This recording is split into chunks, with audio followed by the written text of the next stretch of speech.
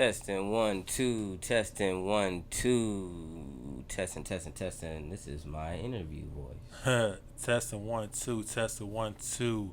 Capturing the World podcast. What it do? What it do? Capturing the world.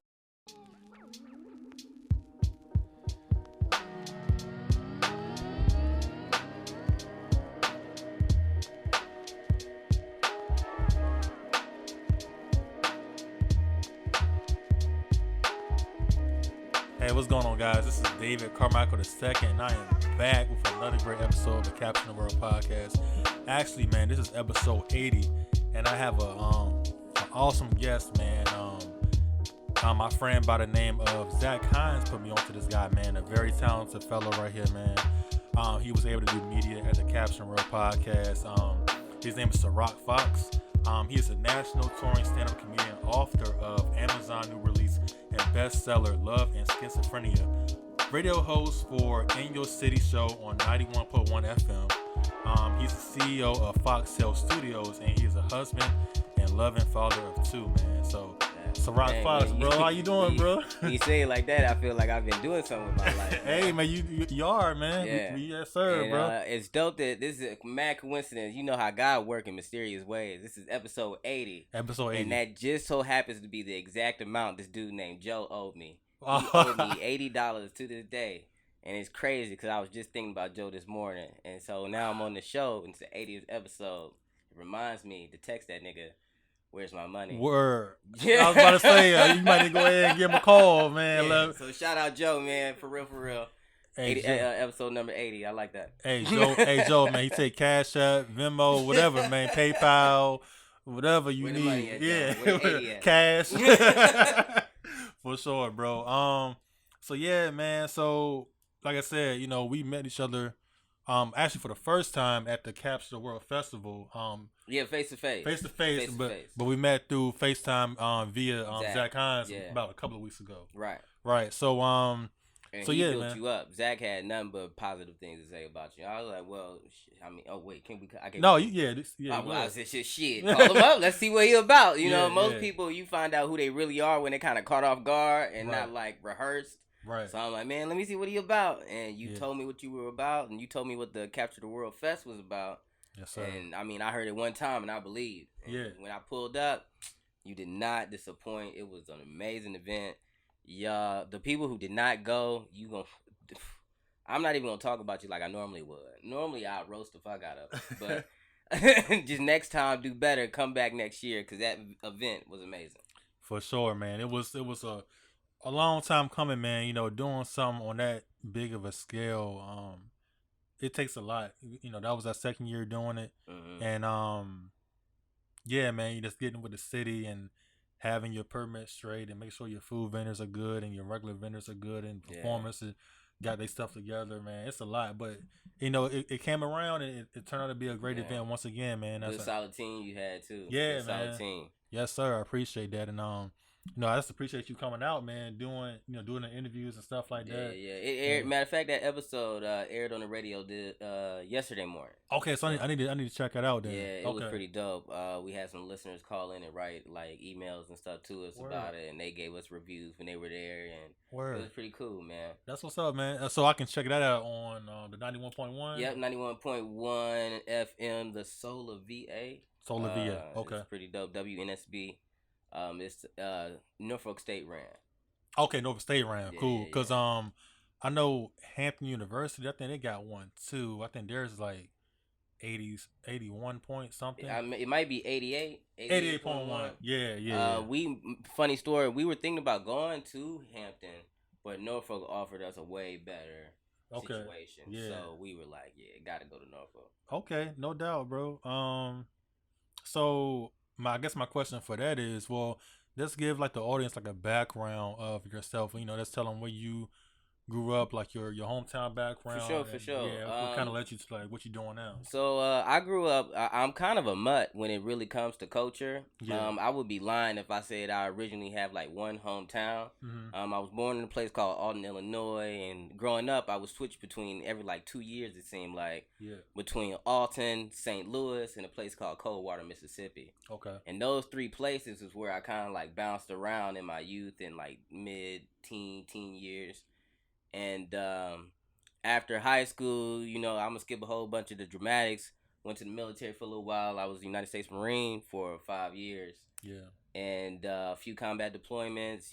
Got my head on straight, and I don't know. I felt like I wanted something so different from my life that when it came time close to ending my contract, I got dared to do an open mic at a stand-up comedy place called the Comedy Store. Okay. And this place is legendary. Like, this place is like a big deal. But they had an open mic one day, and my Marine high and tight cut looking dumb self was was up on stage. I had two color different Jordans.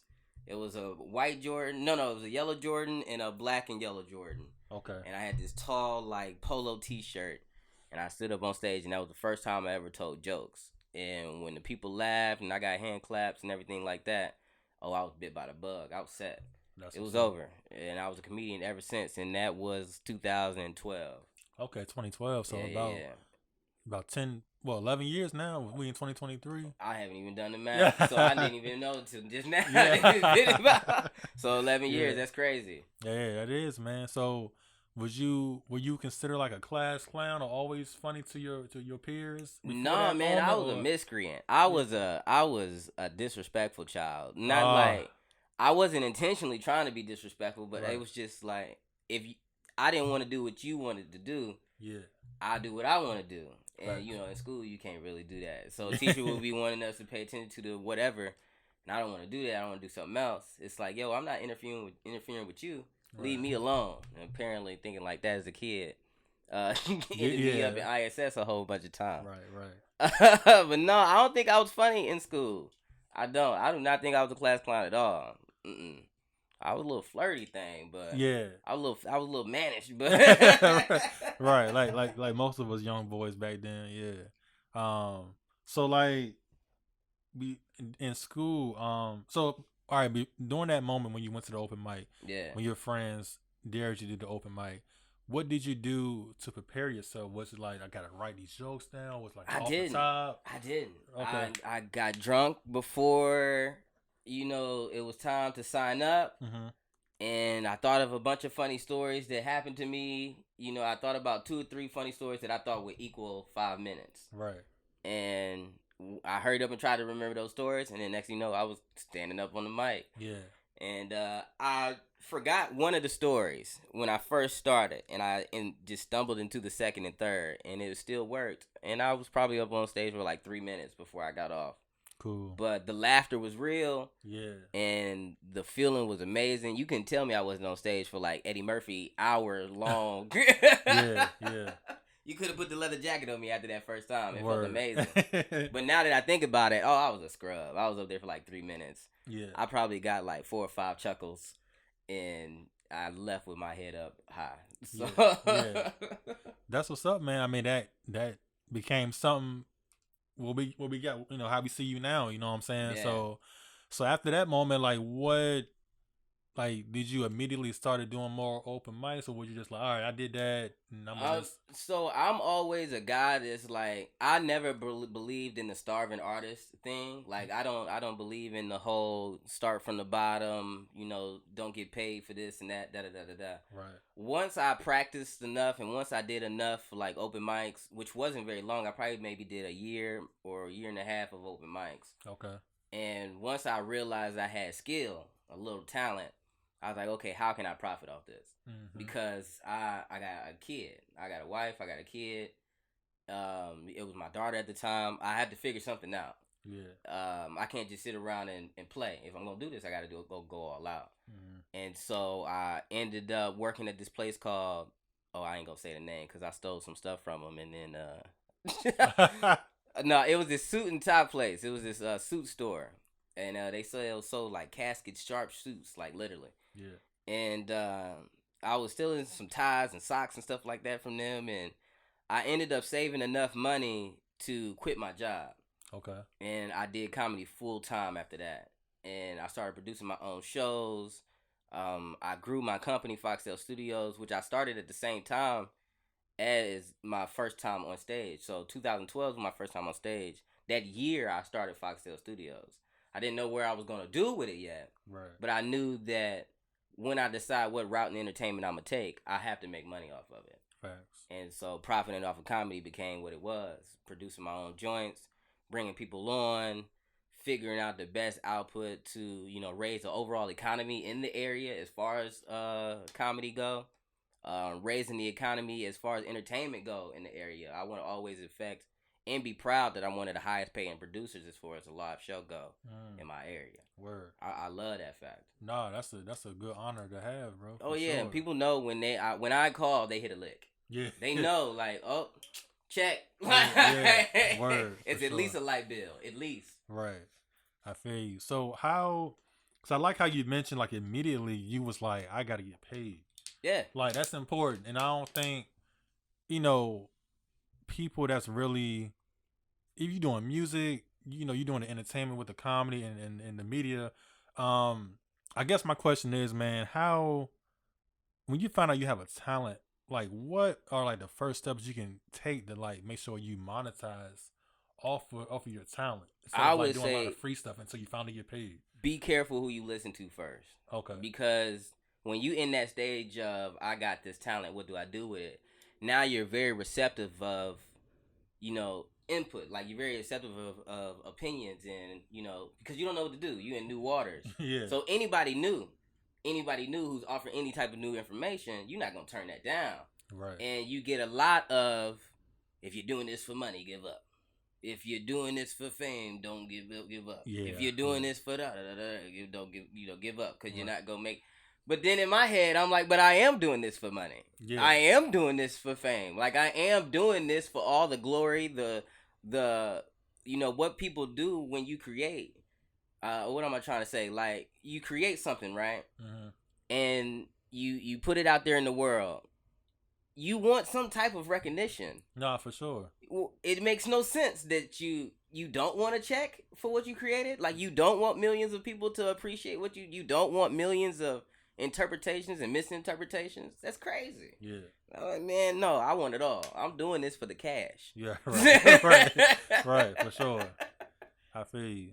So, like, I guess my question is, to add on to that, how can you, I guess, still produce like a good product and still, like, all right, I guess what I'm trying to say is, like, some people might be worried all about the cash. Yeah. But the product they put out there, it might be lackluster because they might be just worrying about the cash or the money part, and they start, like, I guess, taking shortcuts and not really taking their talent seriously because they just worry about the money. So how can you balance those two things? Well, yeah, duality is a must. Yeah. I know if I'm money hungry, I know that I have to pay attention to what the demand is from my product. Right. So self-preservation will always win. And if you just are going to ignore your inner thoughts when you say, yo, this sucks. What I'm producing sucks. And I can see it within the crowd. Right. You know, using me as an example. If I'm starting a joke, I know the joke isn't going to work, and I'll abort well before I get to the punchline. Right. I'll transfer that into something completely different. Yeah. Because I seen that product wasn't working. Facts. And I hurried up and be like, oh, you don't like that? Yeah, my bad. Let's go a different route. Yeah. Right. You know what I mean? And that's just being selfish. Yeah. That's not me being like, oh, they don't like my art, let me try something else. No, that's me being money hungry, knowing that if people don't laugh every other second, I'm going to lose my check. Right. Facts. I'm going to lose the ability to feed my family. You know when your product garbage. Yeah. You know when you dishing out shit. You know what I mean? Yeah. And yeah, people might buy it the first time just to support you, but they damn sure ain't going to spin the block. Mm-hmm. And that's even from vendors that I've seen out and about at some events, even yours, where they have a decent marketing as far as their name. They look good. smell nice, they got the presentation on lock. But then when you actually look at the product and touch it and feel it, and it deteriorates in your hand. Yeah. And it's like, well, yeah, I'm going to support it now because you got me on camera saying I got to love you. Right, for sure. But I'm definitely not going to spend the block on you. Yeah. And as soon as one of my own homies say, yo, what you think about that product? I'm like, keep it real. Yo. Yeah. Yeah. I had to say what I had to say when I was the cameras in front of you know when you selling shit. Yeah, you know when you selling shit. So duality is a must. Yeah, you can be money hungry and still put out greatness. Okay. It's just making sure you paying attention and listening to that self-preservation of saying like, oh, my audience ain't feeling this. Word. Okay. So, I guess to go back and talk about Foxxtale Studios. I'm sorry. Yeah. So what kind of content? I guess like for the people that don't know, what type of content and things does that your company provide to the people? Okay, so Foxxtale Studios is actually the ninjas in the background. It's the people who you don't see. Okay. I like to say that we're the water, like that not necessarily dilutes your product, but say you got that what's that concentrate cranberry juice to be frozen in the tube in a little cylinder. Yeah, I remember them. You put it in the put it. Stacking that junk. Yeah, I know you're talking about. And you put it in a thing. Yeah. Well, that's an amazing thing. I love that sugary diabetic, but you still got to add some water to fill up the rest of the container. Otherwise, you don't got a product. For sure. So we're that water. We're what you need to be able to distribute your idea. Okay, better. So whatever you have, whether you have a camera, a script, and a thought, we'll provide everything else that you need. And we're the only company that exists that does that type of stuff. So whether it's with news TV with Channel 10 or the CBN, the Christian networks, I mean, we literally work with everybody in the background and make them look like they got it all. Word. When really they only have maybe a rugged notebook and a few notes jotted down, and they say, I want to do this. Foxxtale Studios makes whatever that is an actual thing. Actual reality. Okay. Yeah. That's dope, bro. So, I guess to add on to that, like maybe recently, like what people have you worked with? I guess what ideas have people brought to you that you was able to bring to life? Okay. Yeah. So let's talk about what's a good one? Comedian, stand-up comedian Cakes. Okay. Stand-up comedian Cakes. When I first met her, she did comedy twice. Mm-hmm. She did comedy at the place called Kazi's. Oh, excuse me. And then she did comedy at the place that I ran into her at. Okay. I saw amazing potential, but she did not have a persona or a digital footprint in the comedy world yet. She didn't exist as a comedian in the circuit yet. Okay. Her idea was I wanted to create this character called Comedian Cakes, separate from all the characters that everyone already know me for. Right. And then make that person thrive and be able to get booked and da-da-da-da-da. And that's exactly what we did. We created that whole idea that comedians can reach out to her and, get great content and get, great sponsorship or whatever she can provide. They now have that bridge to access her. Okay. Same way with, let's use Hope Lutheran Church. They wanted a Christian network based in Lutheran faith, but broadcast everywhere. Right. So we created a completely new channel, separate from anybody else as far as Christian network goes, and now they have like a legitimate following, like thousands of subscribers across multiple platforms. Like their entity exists now that didn't before. Right. I mean, we can go further and further with movie script ideas. Podcasts, live shows where a owner from a bar would say, listen, I want this night to exist. I don't know what I want. I just know I want entertainment, and I want it to be a special night that happens once a month. I don't really know how to do it, but hey, I got a microphone. That's all I got. And we plug and play everything else to make it happen. And it goes from festivals to parades. I mean, we can talk hours about it. I won't, but yeah. Okay, that's what's up, man. Because like for real, like I love being around people that are very creative, man. That's like the festival itself is like the atmosphere is what I love to see, man. Yeah. And I got a script for a show as well. It's just on a computer. I don't know when I'm ever really try to get it done. But like I be trying to do everything. Like I'm doing a podcast now. Yeah. Got the clothes, got the festival. I'm like, shoot, let me see if I can write a script for a show. I don't know. Yeah. I might better do that too. Divvy You know it what I'm up. saying? Like if your brain can create it, you might as well. Might as well do it. Mm-hmm. Yeah. Mm-hmm. So full well on it. Yes, sir, bro. So my next question, bro. Hit me with I'm an open book. Hit me with the hard shit. Y'all tell him hit me with the hard shit. Let me think about it. So you said you was a Marine Corps veteran, right? Yeah, Marine Corps. So, and actually, we can do some promote right now. I mean, you got your book right here called Love and Schizophrenia. Yeah, right here, y'all see this right here. So where can the people buy this book at, man? If you're in the 757, you can find it in a few Barnes and Nobles, and then I'm constantly opening up new bridges to different different bookstores across the area. Okay. Unfortunately, there's not that many chain bookstores besides Barnes and Noble, but for sure. I get the onesies and twosies. There's spots in on Providence Road in Virginia Beach, and then we got some spots in Hampton if you live in that area, so you can check those bookstores. Word. But to keep it easy, if you just type in Love and Schizophrenia or SyRok Foxx or both, you'll find that book available on Amazon. And right now, it's not number one anymore, but I was number one on the new sellers list for like 2.5 weeks. Word. And I was geeked. I was geeked. Dog. And I stayed, I don't know if I'm still in the top 100 anymore. I stayed top 10 the whole time of my new release, like all the way until a few days ago. So I'm probably just now falling below top 10. Yeah. But I'm still like freaking out that I even made it that far. Yeah. It's an amazing book, man. I love that book so much. And then people are reaching out to me and telling me how they didn't expect to connect with like literature like that.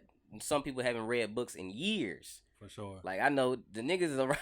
They was keeping it 100. They was like, dog, I wasn't gonna read the book. I ain't gonna tell you. I ain't even gonna lie. Yeah. But then they just felt obligated and read a couple chapters, and they didn't put it down. So it's like one of those like, oh snap, this isn't that type of.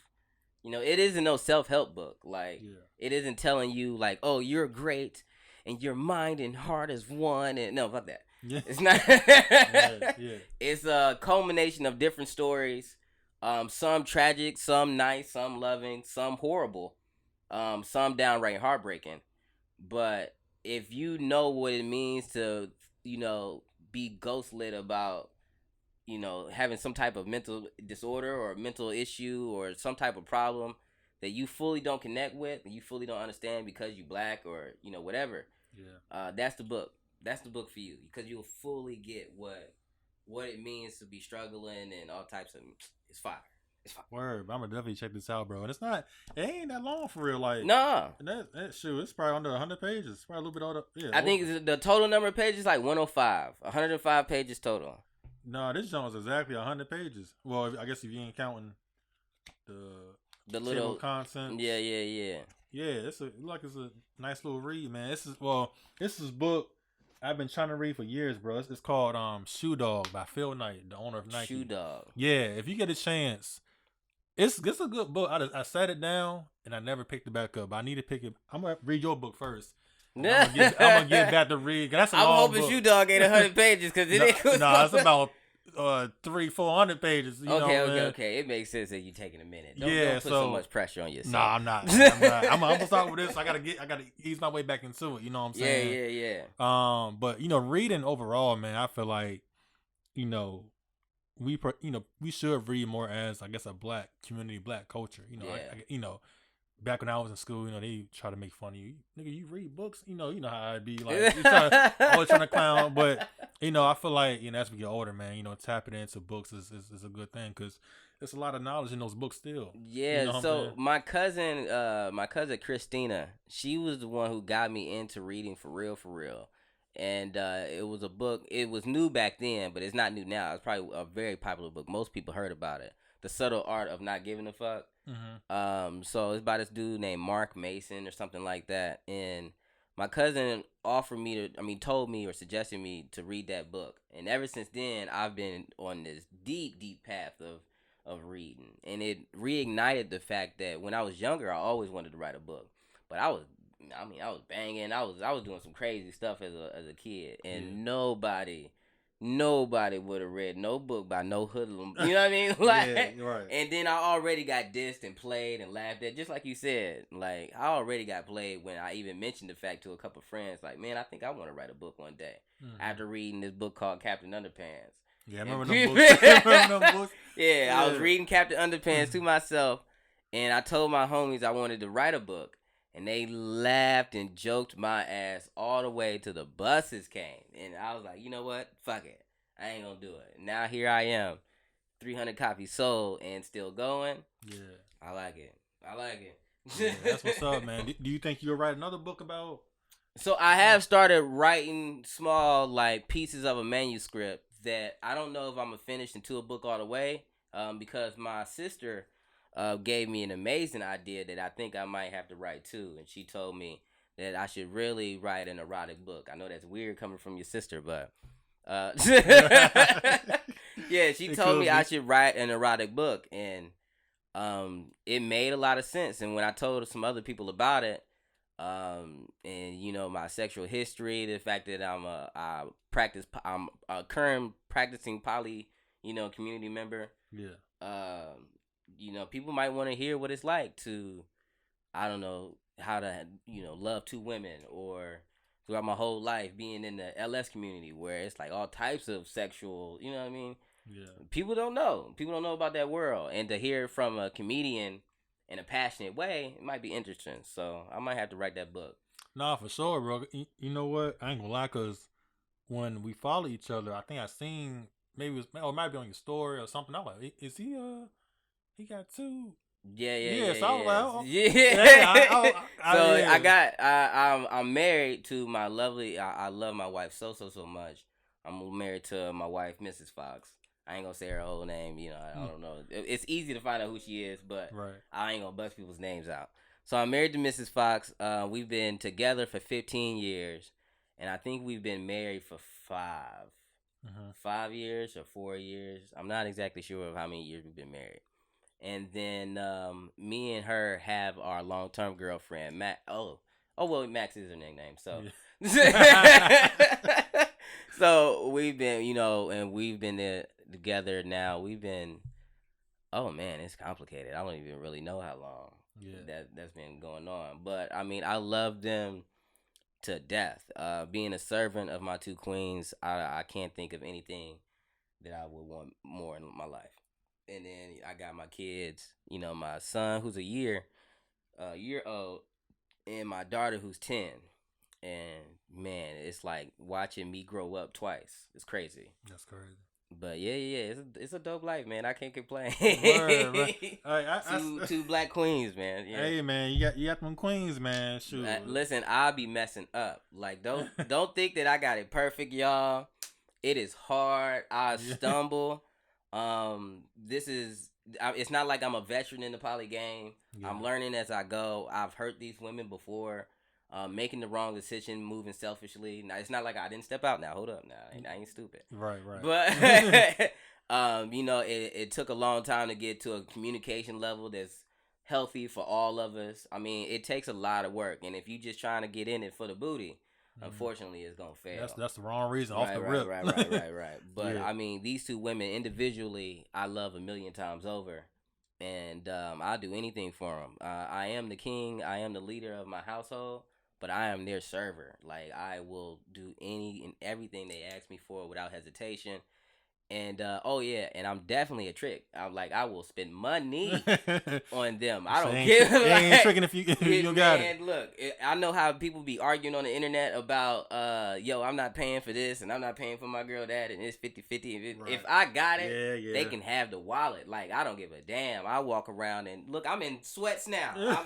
I'm in sweats, you know, a white tee. And right now they looking like they Gucci down, like, and and I'm perfectly okay with that. Like, they can look like queens all day, every day. It's just they deserve it. They deserve so much more. Man, I'm rambling. I can talk about them all day. Nah, go ahead, man. You know, ain't no time limit I on can this. talk about them all day, man. I Yeah. love them so much, bro. I'm definitely like I ain't no 50-50 nigga. I'm a whatever I have, you have nigga. Right. For real. Yeah, I wonder how that became such a big topic nowadays. I know people was getting on the Dwayne Wade about the 50-50 thing. I think Gabrielle Union said something about they go 50-50, and I think Dwayne Wade had to clear it up, saying he might go all in on one thing, and then she might go all in on another thing. Like for instance, like if they going on a trip, I guess D Wade might put all the money up for that trip. Then for something else, Gabrielle might put all the money up for a certain something else. That's what I suspect. To tell you the truth, I don't think that they keep track of it at all. Like they may, I'm not saying they don't keep track of their finances. Yeah. But I don't think they be tripping about like, well, you paid for the vacation last. You know what I mean? Yeah, I wouldn't. I don't think they tripping. Nah, not at all. Plenty of money over there. It's probably like as soon as they come up with an idea, whoever came up with the idea just probably book. Like just probably like, oh yeah, let's do this. This would be dope. I'll tell them about it later. Yeah. Click, purchase. Right. Yeah. I don't think it's like man, I paid for the last 2 meals. Right. You know what I mean? Like, yeah, I know what you mean. Like, come on, man. I don't know. I've never been the type to care about finances on that level. Mm-hmm. Like, I care about bringing in the money to the household. If you're a part of my household, I'm bringing the money to you. Right. When me and my girl started getting serious, we weren't married yet, but she had access to my bank account at years before we got married. She had access to my bank account probably on year 2, year 3. Word. Everything that was mine was hers. I've never had an issue with any type of, but then again, we never had a financial problem either. Mm-hmm. To where it's like, oh, you sneaking money, or you hiding money from me, or right. Can I get a couple of dollars from? Like, we've never had a financial argument. Ever in the 15 years we've been together. That's a blessing. And if my baby Max asks me for anything, if I have it, she can have it without any question at all. And I'm pretty sure even if I'm down and out, she would no doubt, dig in her wallet and give me her last penny. So I don't know. Money is way too much. Like, yeah, when it comes to surviving and keeping your family alive, yeah. But divvying it down to the details of who get what, yeah. Come on, is everybody alive? Like, right, yeah. Is everybody eating? Everybody got clothes? Yeah, we got clothes. We still got a roof over our head. Is the water on? Right. Like, that's all that matter. Yeah, the whole like being selfish with the money in the household, I don't understand it, and I think it builds mistrust too. Because if you being stingy with the cash, ain't no telling what you're gonna be doing with the ass. I don't know. Hey, that's a bar. That's a bar right there, man. That's a bar right there for sure. Yeah, man. I just feel like I've been hearing a lot about people splitting up because of financial reasons, and man, I feel like if you can get it right, man. If you can get it right, I know you supposed to be asking the question, but you got somebody you married or you? Nah, I got you single. I'm single, man. I got no kids. Rough out there for y'all. I'm single. I'm got no kids. Looking to change that one day. I've been in quite a few relationships though. Haven't worked out, obviously. But you apping it. You swiping right. Oh nah, yeah, man. I'm more of an in-person dude. I'm more of an in-person guy, man. When were you born? You a 90s baby? Yeah, I was born in 90. Oh, okay. We the same age. We the same age. Yeah, so man. Yeah, it's hard out here for our generation today. Yeah, it's different, man. It's different. Yeah. I don't want to be there. I don't never want to be single. I don't never want to be single. I want to be married and happy.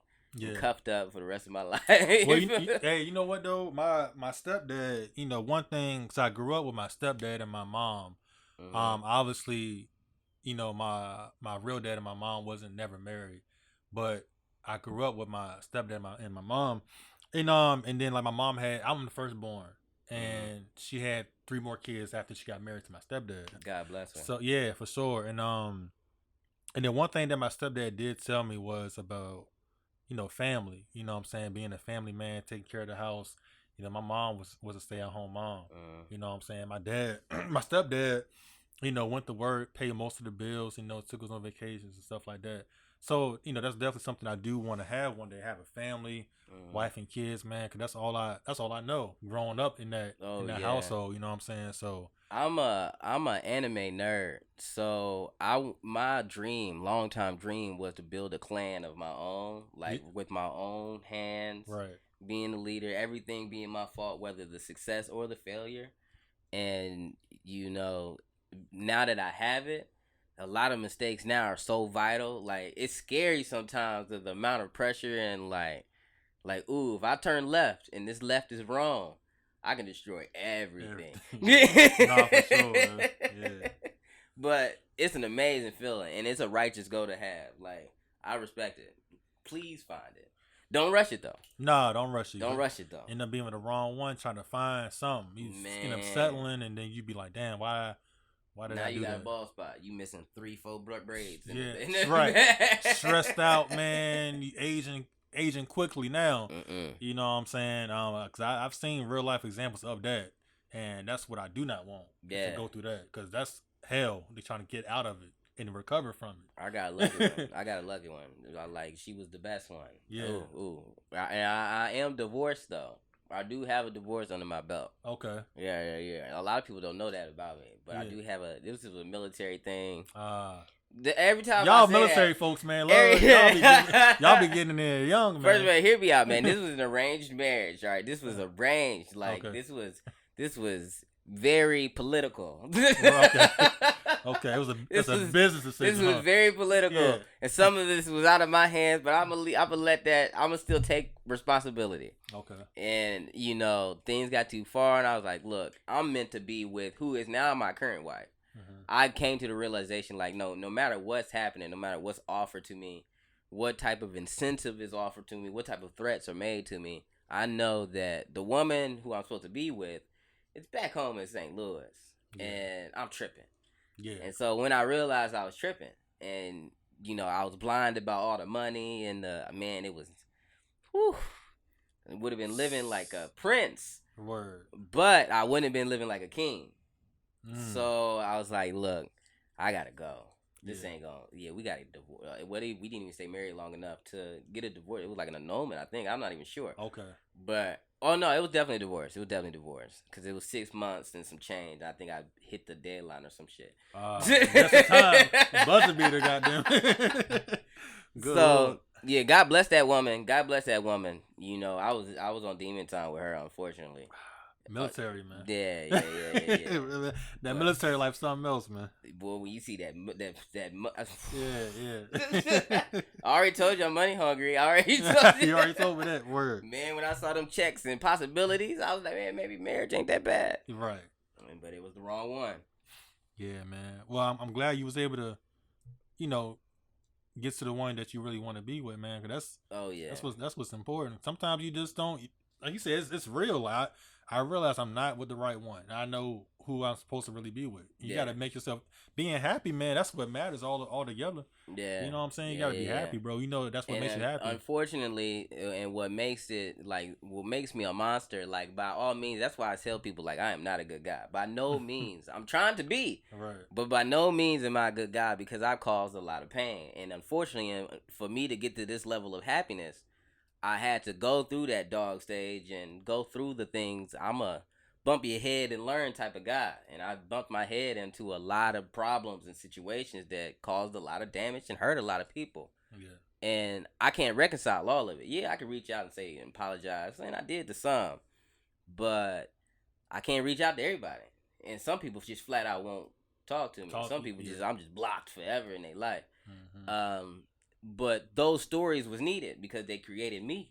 Like those interactions, those wrongs that I done is definitely, I'm grateful for them. I'm sorry that it happened, but I wouldn't change a thing because I am me now. About it. Right. Yeah, it's who you are now. Bro. Right. And I mean, like I said before, to have two beautiful queens in my life that I'm internally grateful for, to have my mom in my life, to support everything that I do, no matter how outrageous it is, from a movie to a book to a talk show to a radio show, you know what I mean? Yeah. To just standing on stage for an hour and talking to strangers.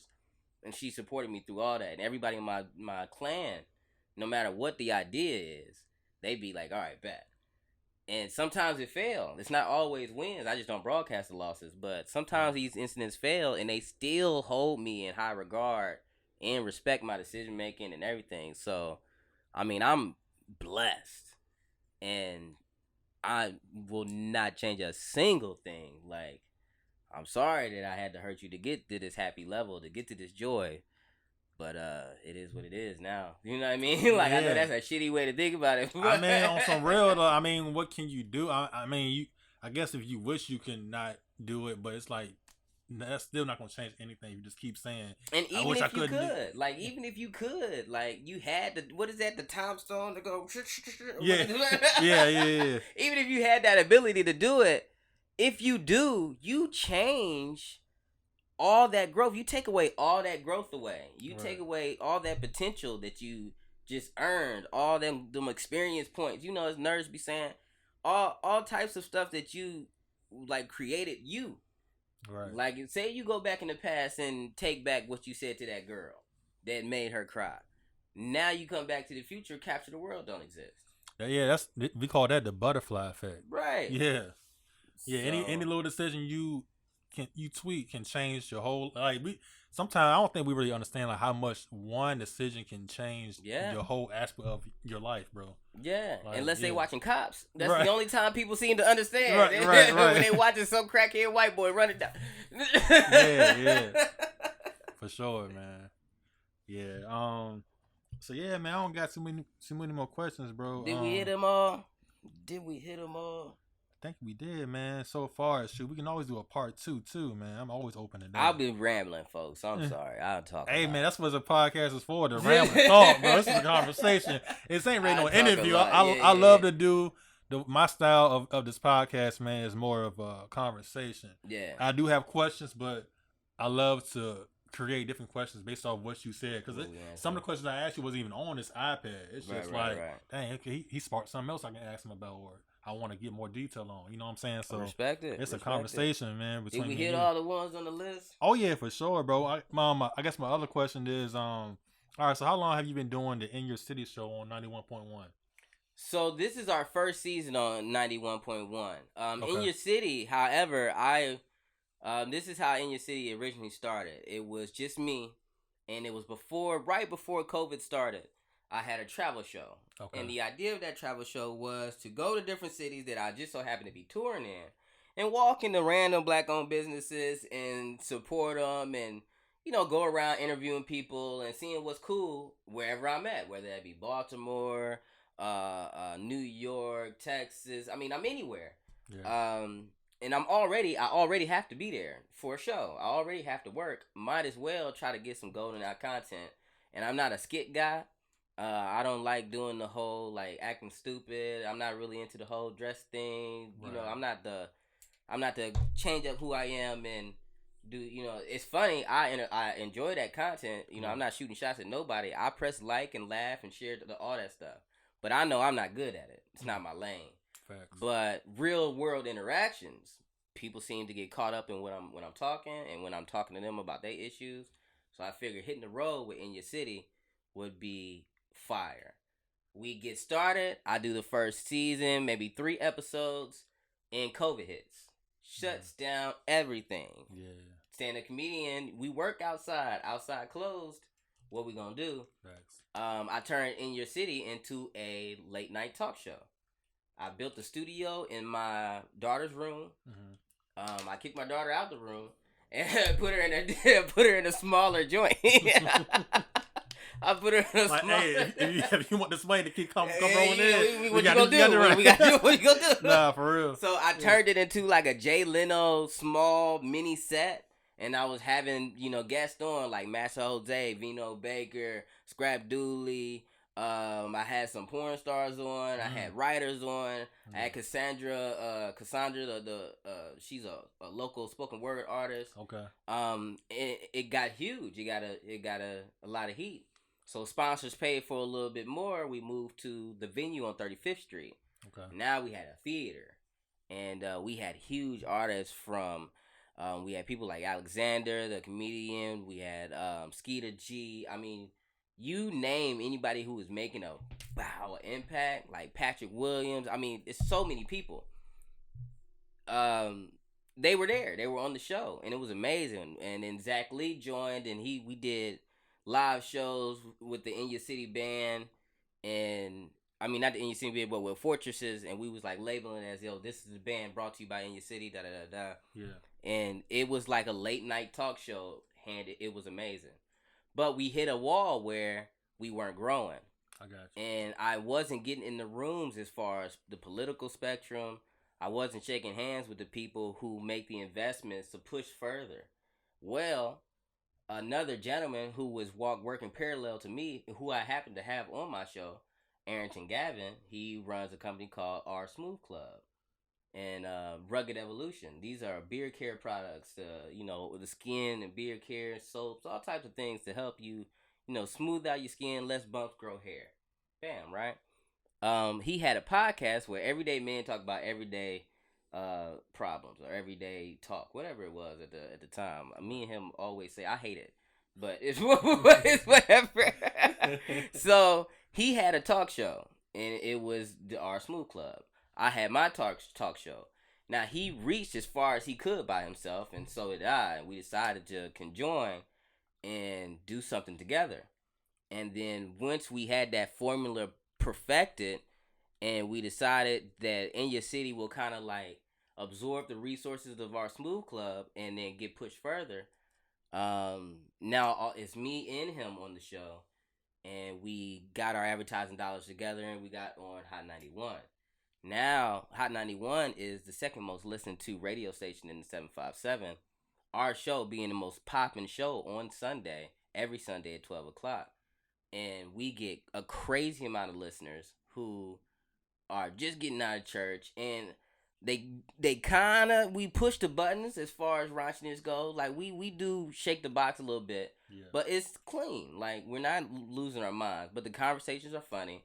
The interviews are amazing, and then we go to places like Capture the World Festival and interview, you and local artists, and we end up playing their songs right after the interviews. It's like we're creating a local like spark of entertainment spotlight, like where a place where everybody who's doing anything can get on and get seen and not have to break their bank just to get seen by the people in their own backyard.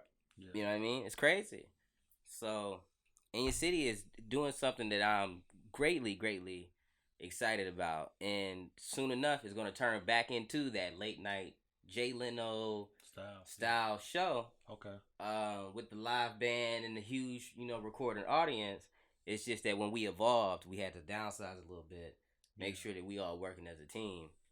But now that we got our formula down, we're going to grow. We're going to add more hosts. We're going to add more, special effects, more audience members to watch. We're working on finding our building. I mean, we got some things in the works that's like incredible and unbelievable. Like there's no point in talking about all of it because nobody gonna believe me anyway.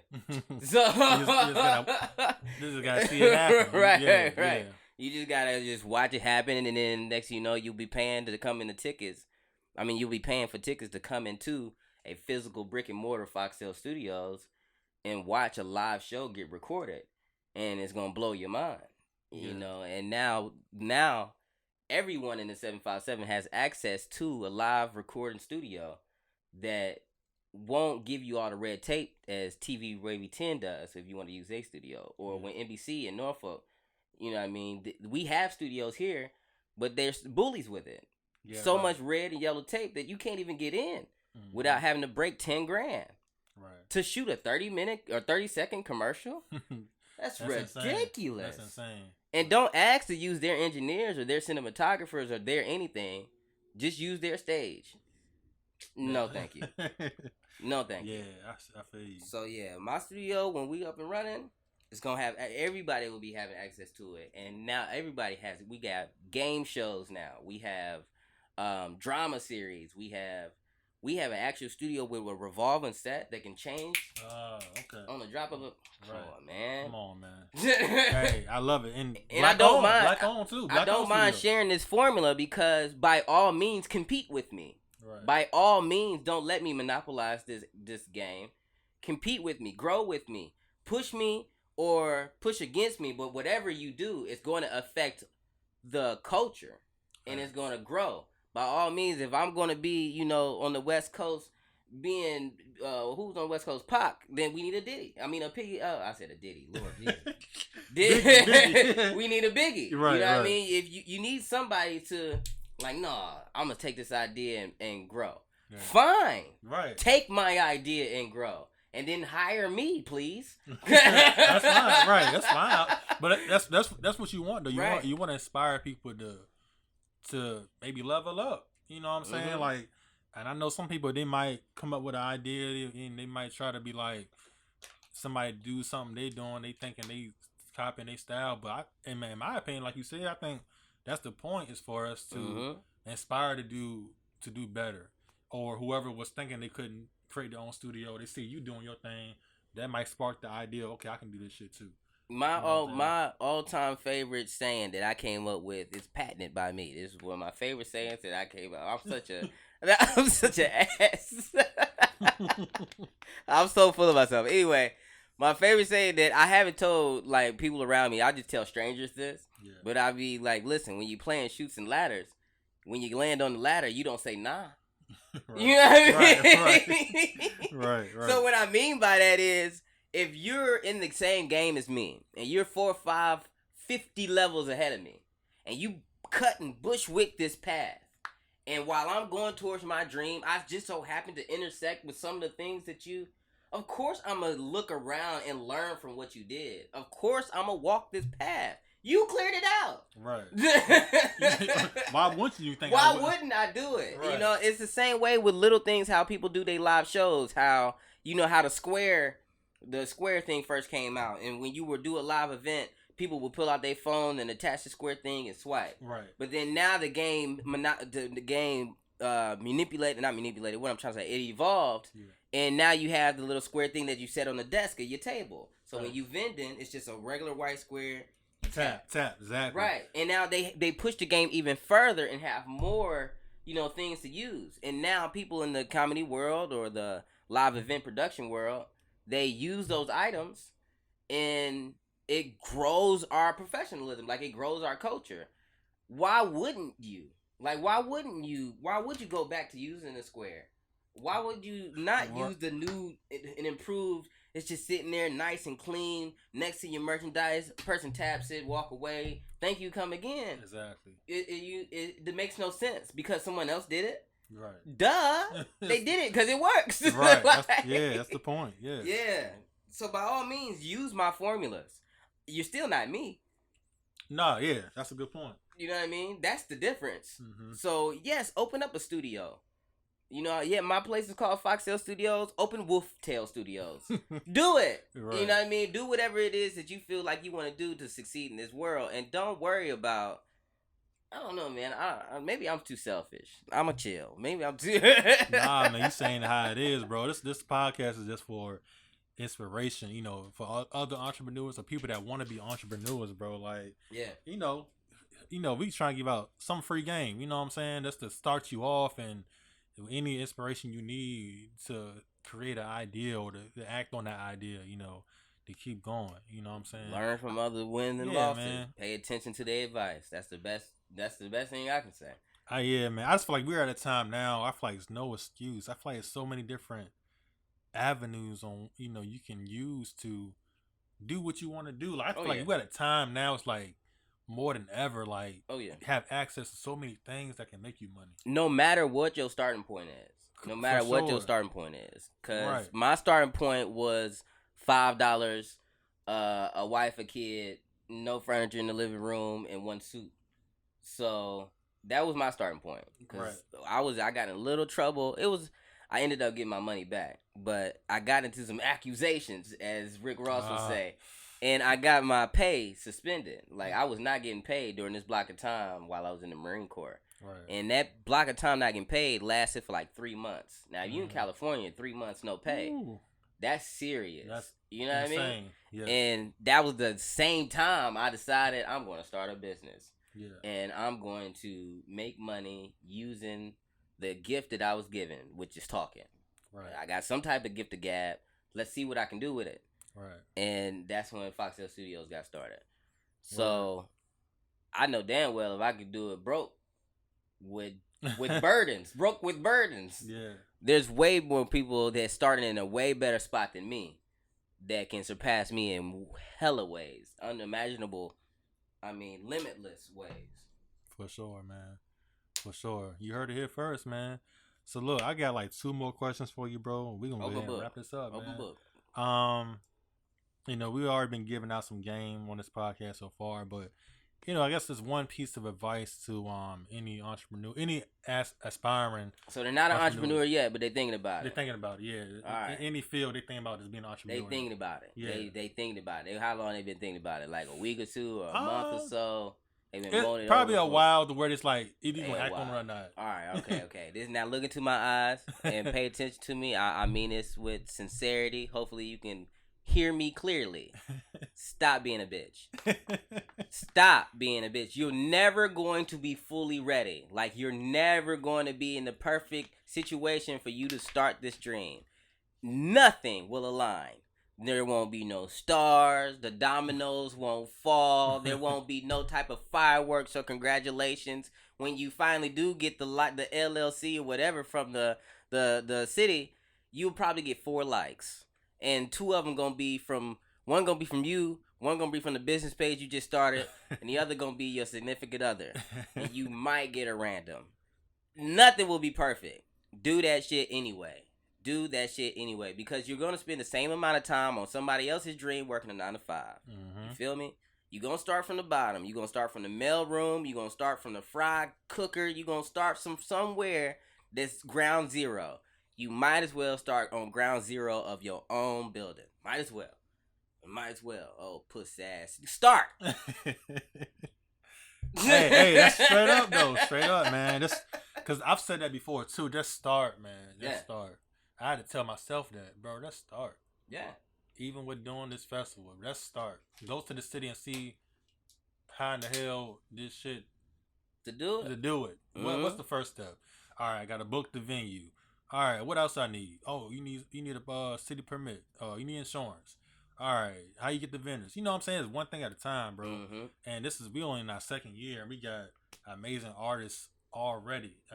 40 vendors. Like, it's insane. You know what I'm saying? I'm talking to you right now, like meeting people. Like, I'm all about that, meeting people. What can I take from you? What can I give you advice or anything you need? You know what I'm saying? That's the culture. Like, black folks, like, we got to work together, bro. You know what I'm saying? So, and not just saying we got to work together. Actually doing the shit. Yeah, doing the shit. Yeah. We talked on the phone one time. You said you had this event, and it would be cool if your entity comes in and visit my entity. I said fine. Right. It wasn't just I'll see about it, and then nothing comes of it. Now we're in front of each other talking about growth. Facts. That's how it should always be. 2 people should recognize, like, oh, you're on this level. That's dope. I'm on this level. Dope. Let's do something. For sure. Mm-hmm. For sure, man. Now you can't work with everybody now. Hold up. You can't, man. Some people smell like cabbage. Not cabbage. How you out of all the things you go to cabbage, you be smelling crazy. Yo, that's what I'm saying. If your business smell like cabbage, you don't need to be collabing. Some people smell like cabbage. Now you can take that for what it's worth.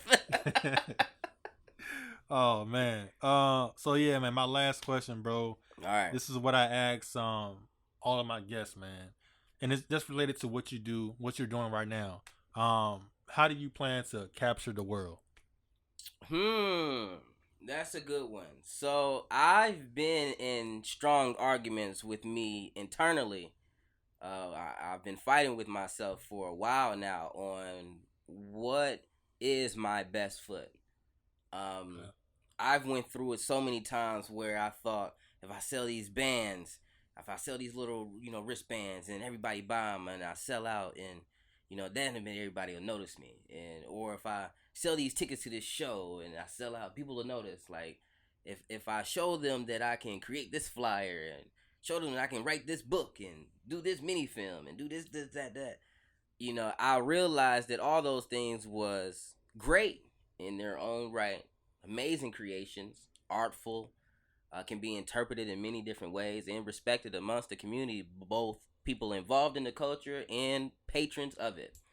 However, I realized that my true gift is that when I speak to someone and my intentions are to bring them positivity in their life, that's what happens.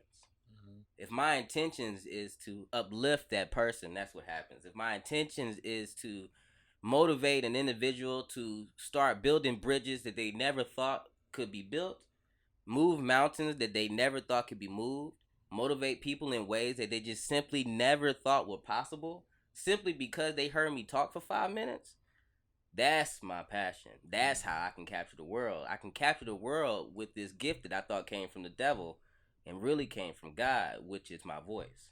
Facts. My tongue used to get me in trouble a lot, but it's just because I misunderstood its power.